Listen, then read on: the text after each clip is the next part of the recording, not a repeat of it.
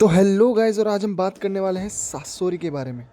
तो हम सब जानते हैं कि सासोरी ने थर्ड काज़ेकागे, जो कि स्ट्रॉन्गेस्ट काज़ेकागे कहा जाता है, उसको अपना पपेट बनाया था।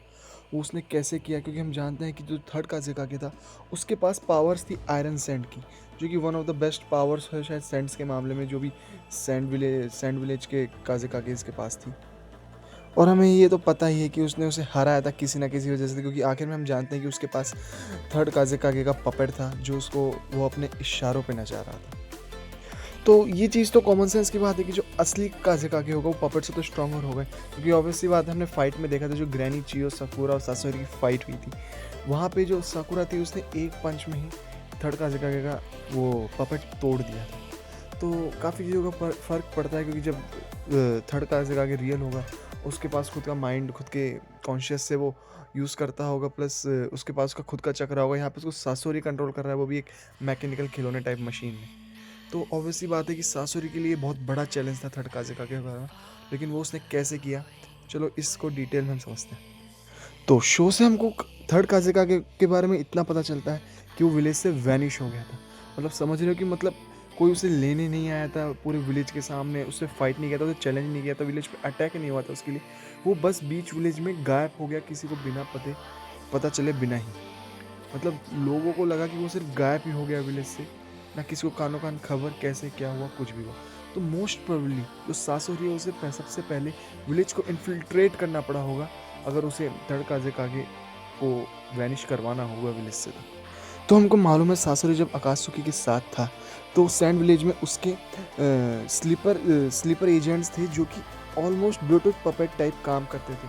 तो कोई भी अगर उसको इन्फॉर्मेशन काज़ेकागे के बारे में चाहिए होगी, तो वो उसने ज़रूर ये ब्लूटूथ वाला जो उसका पपेट सिस्टम है, उसने ये यूज़ ज़रूर किया होगा।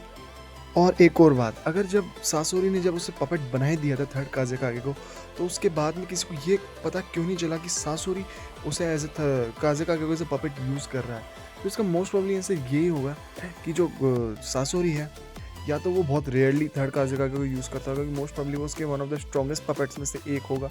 और जो इसका दूसरा आंसर ये हो सकता है कि जब भी इसने यूज़ किया होगा, तो सामने वाले को इंश्योर किया होगा कि वो ज़िंदा ना बचे।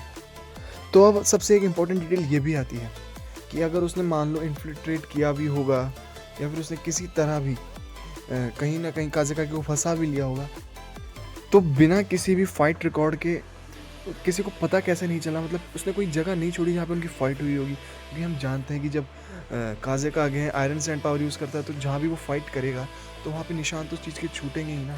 क्योंकि जब हमने देखा कि जो सासोरी है, उसने ग्रैनी चियो से और सकुरा से फाइट की थी, तो पूरी गुफा तबाह हो गई थी। और ऐसे भी तबाही का निशान, कोई भी सासोरी और काज़ेकागे की फाइट का कोई भी तबाही का निशान तो हमें मिला नहीं था।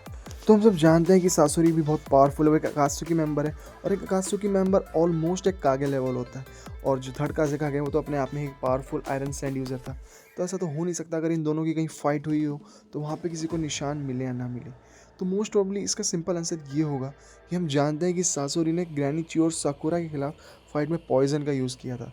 तो एक्चुअली में सासोरी एक पॉइजन एक्सपर्ट भी है। तो उसने कहीं ना कहीं पॉइजन का इस्तेमाल करके थर्ड काज़ेकागे को एम्बुश किया होगा, या तो उसने उसके खाने में कहीं मिला दिया होगा, या फिर उसने कहीं पीछे से वार करके उस पर जहर लगा दिया होगा, और इस कारण बिना फाइट के ही उसने काज़ेकागे को हरा के उसे अपना पपेट बना लिया होगा।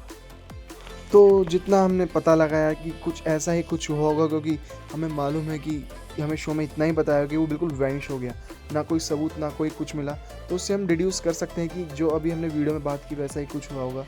तो आज के लिए वीडियो इतना ही, चलो मिलते हैं, हैव अ नाइस डे।